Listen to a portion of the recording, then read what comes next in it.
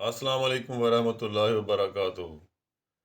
Donald Trump نے غزہ پر قبضہ اور اس کو ایک سیرگاہ بنانے کا اعلان کر دیا، اور اس سلسلے میں انہوں نے باقاعدہ نیتن یاہو کے ساتھ ایک پریس کانفرنس کی اور پوری دنیا کو اس کا پیغام دے دیا ہے۔ مصر اور دیگر ممالک کو غزہ کے رہائشیوں کے لیے جگہ دینے کا بھی اعلان کیا ہے، اور انہوں نے اس پر باقاعدہ امریکی فوج وہاں پہ تعینات کرنے کا بھی اعلان کیا ہے۔ اس پر خود امریکہ کے ایک سینیٹر نے ڈونلڈ ٹرمپ کو پاگل قرار دے دیا، فرانس کے صدر نے اس کو ناقابل عمل قرار دے دیا، اسی طرح جرمنی نے بھی اس کو ناقابل عمل منصوبہ قرار دے دیا۔ دوسرا، سعودی عرب نے اس بات کا اعادہ کیا ہے کہ وہ غزہ کو باقاعدہ ایک فلسطینی ریاست کا حصہ سمجھتا ہے اور اس کا قانونی حق سمجھتا ہے۔ اس پر ہمارا کوئی موقف چینج نہیں ہوا۔ دیکھا جائے تو جو گزشتہ جنگ یا لڑائی ہوئی ہے، اس پر بھی جو موقف تھا گزشتہ گورنمنٹ کا، یعنی کہ جو بائیڈن کی گورنمنٹ کا، اس کی توثیق کر دی ہے ڈونلڈ ٹرمپ نے، اور اس میں کوئی دو رائے نہیں ہے کہ امریکن پالیسیز کسی قسم کی اسرائیل کے بارے میں تبدیل ہوئی ہے۔ تو یوں ایک نئی اپڈیٹ آئی ہے جس پر پوری دنیا حیران و پریشان ہو گئی ہے کہ ٹرمپ صاحب نے یہ کون سا اعلان کر دیا ہے۔ اور انہوں نے جو گزشتہ ٹیکسز کا سلسلہ اٹھایا تھا، ابھی وہ معاملات جو مٹے نہیں ہیں، اوپر سے انہوں نے نیا ایک کٹا کھول دیا۔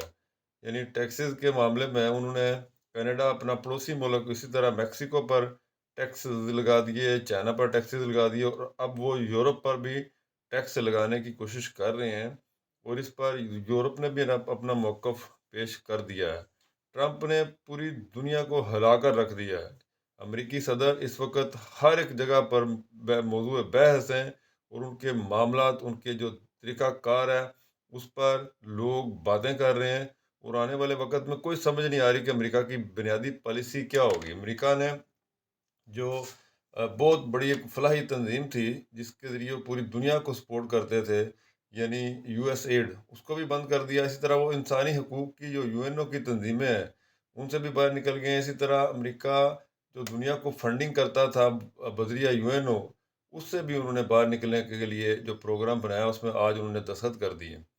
تو جو ڈونلڈ ٹرمپ ہیں، ان کی پالیسیز اور ان کی جو باتیں ہیں، اس پر پوری دنیا میں بحث مباحثے تو چل ہی رہے ہیں، لیکن غزہ پر جو ان کا نیا موقف سامنے آیا، اس سے قبل اس طرح کسی امریکی صدر یا کسی نے بھی اس پر ایسی بات نہیں کی۔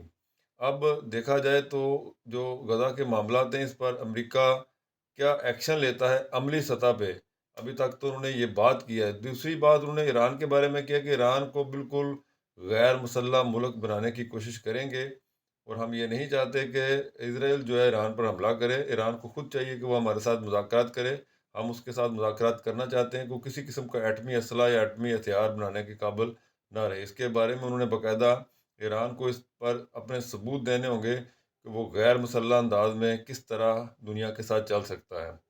یعنی ایران کو بھی انہوں نے دبے لفظوں میں یہ بتا دیا ہے کہ اب آپ کی خیر نہیں ہے۔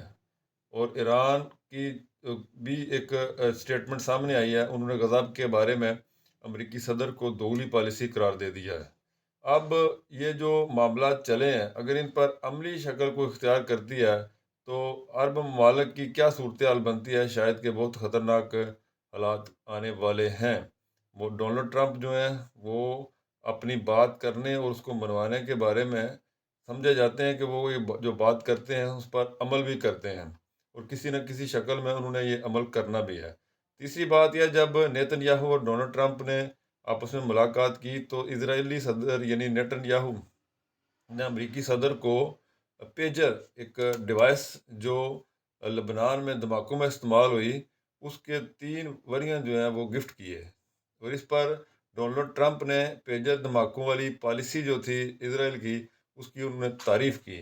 یعنی جس طرح انہوں نے وہ استعمال کرتے تھے پیجر، اس پر انہوں نے اس کو دھماکے سے اڑایا، اور اس سے کافی نقصان ہوا اور اسرائیل کو کافی اس کا فائدہ ہوا۔ اس پر ڈونلڈ ٹرمپ نے ان کی بڑی تعریف کی۔ آج تک کی یہ جو ابھی تک کی اپڈیٹ ہیں وہ آپ تک پہنچا دی ہیں۔ مزید اپڈیٹ کے لیے ہمارے ساتھ جڑے رہیے۔ شکریہ، اللہ حافظ۔